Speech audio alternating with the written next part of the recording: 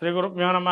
శ్రీ మహాగణాధిపతి నమ. శ్రీ మహాసరస్వత్య నమ. హరి ఓం. శ్రీమాత్రి నమ. ప్రేక్షకులందరికీ నమస్కారం.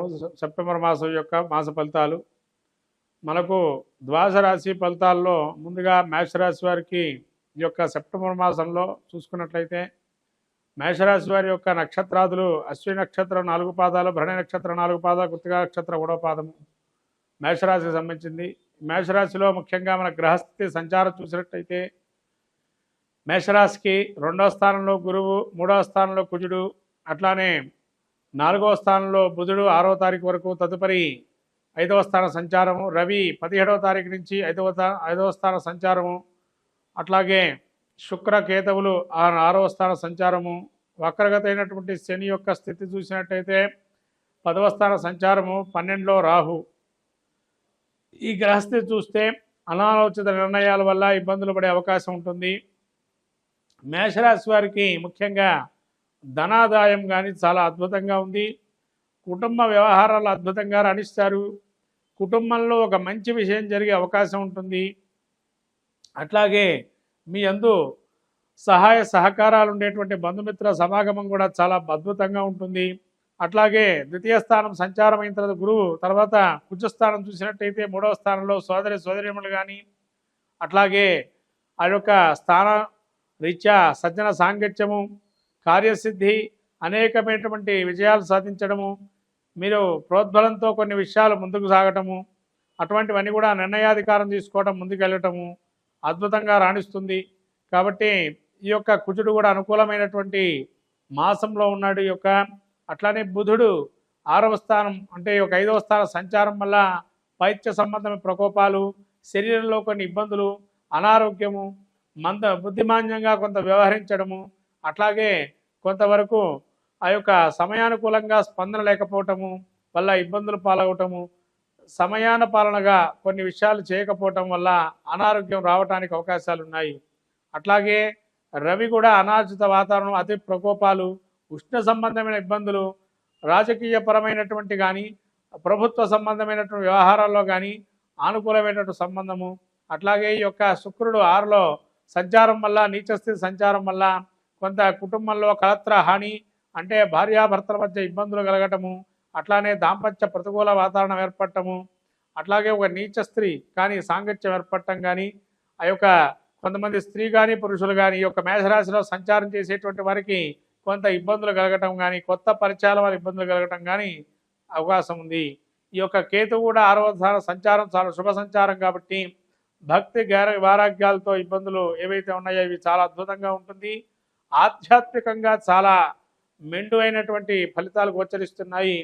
కేతువు కూడా అనుకూలమైనటువంటి అంశంగా గోచరిస్తుంది. ఈ యొక్క ఏదైనా కానీ మంత్రోపాసన కానీ అనేక విధాలుగా చాలా అనుకూలమైనటువంటి మాసంగా గోచరిస్తుంది. ఈ యొక్క శని వక్రగతి 10వ స్థాన సంచారం వల్ల, కర్మస్థాన సంచారం వల్ల ప్రభుత్వోద్యోగం కానీ లేదా ఉద్యోగస్తులు కానీ కొంత ప్రతికూల వాతావరణంగా ఉంటుంది. అధిక శ్రమ పడతారు, శ్రమకు తగిన ఫలితం కూడా ఉండదు. కాబట్టి ఎంత చేసినా ఇంతేనా అని చెప్పి ఒక ఫలితంతో ఉంటుంది.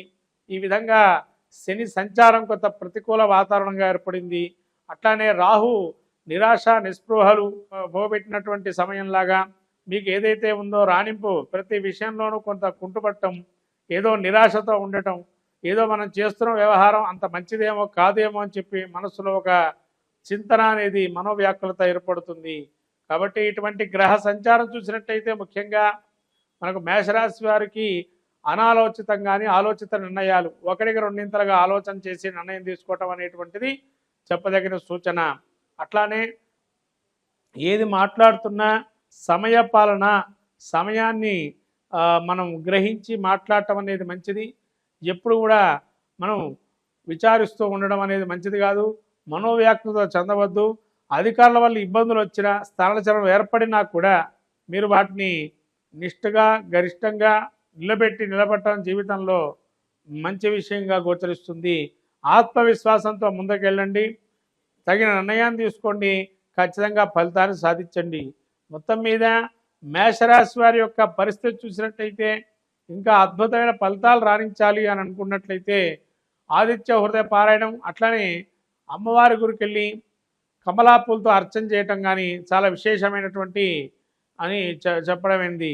రాబోయేటువంటి వినాయక చవితి నవరాత్రి మహోత్సవాల్లో ఎవరి శక్తి కొలది వాళ్ళ పూజ చేసుకుంటారు. కాబట్టి ఈ నవరాత్రుల్లో మేషరాశి వారు ముఖ్యంగా ఈ యొక్క తెల్ల జిల్లేడు ఆకులు కానీ, తెల్లి జిల్లేడు పూలతో కానీ, అట్లాగనే తెల్ల జిల్లేడు సంబంధించినటువంటి వేరుతో చేసిన విగ్రహంతో కానీ, ఇటువంటి ఏదైతే విగ్రహాలు ఉంటాయో వాటిని ఆరాధన చేయడం చాలా మంచిది.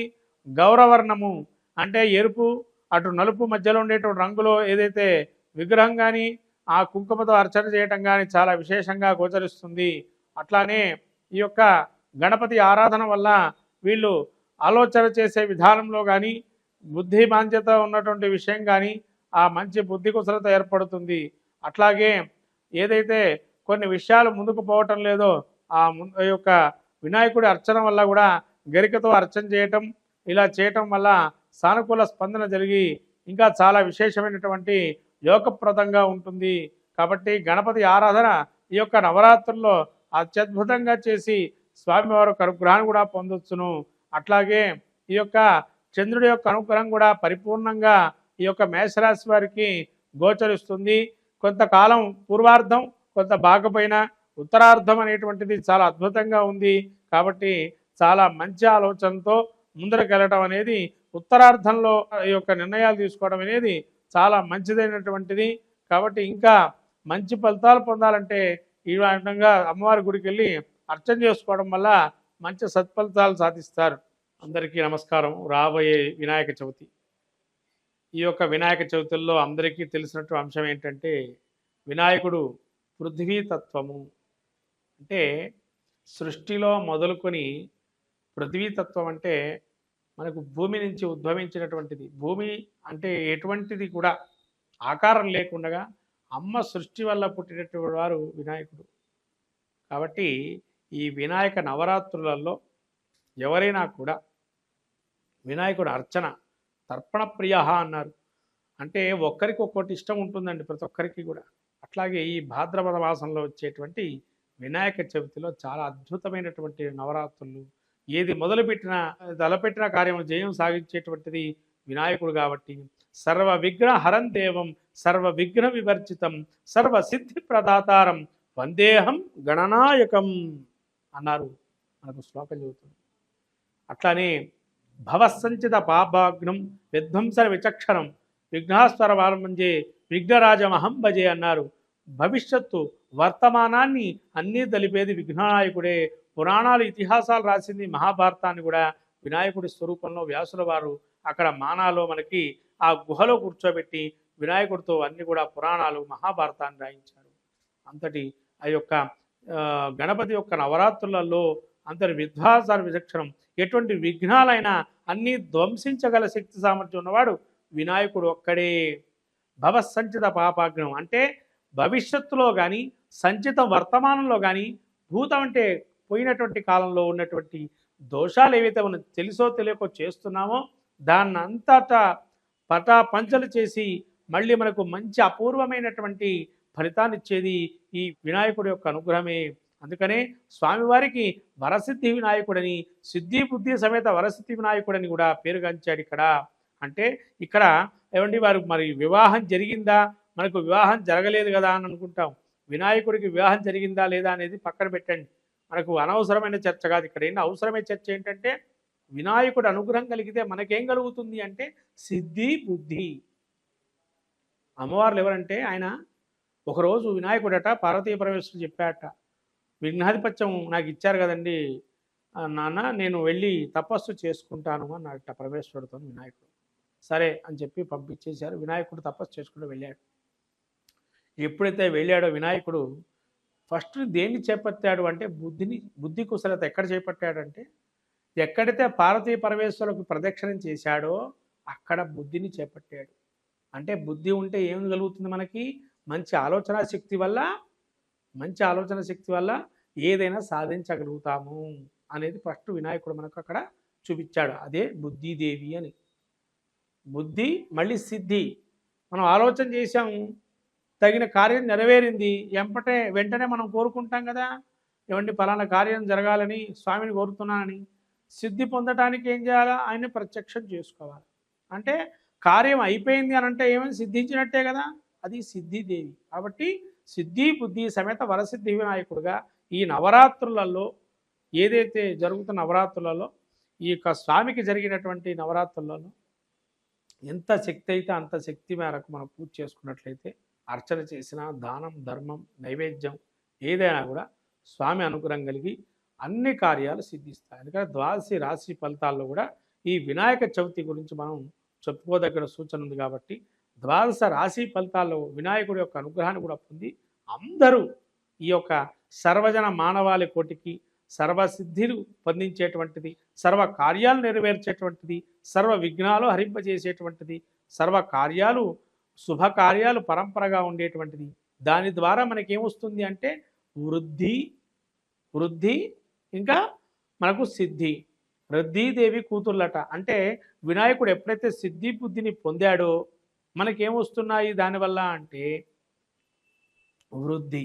వృద్ధి అంటే గ్రోత్ రేట్ పెరగటం. వెంటనే పెరుగుతాయి కదా మనకు ఏదో విధంగా, అది గ్రోత్ రేట్, అది వృద్ధి అంటారు. అంటే కూతుర్లు అని చెప్పంటారు. వృద్ధి. ఇంకొకటేమో రిద్ధి. రిద్ధి అంటే ఏంటంటే సకల కార్యములందు కూడా అరిష్టాలు తొలగింపజేసేది రిద్ధి. రిద్ధి వృద్ధి. అందుకనే మీరు సంతోషిమాత గురించి తెలుసుకున్నట్లయితే ఇవన్నీ కూడా అందులో ఉంటాయి.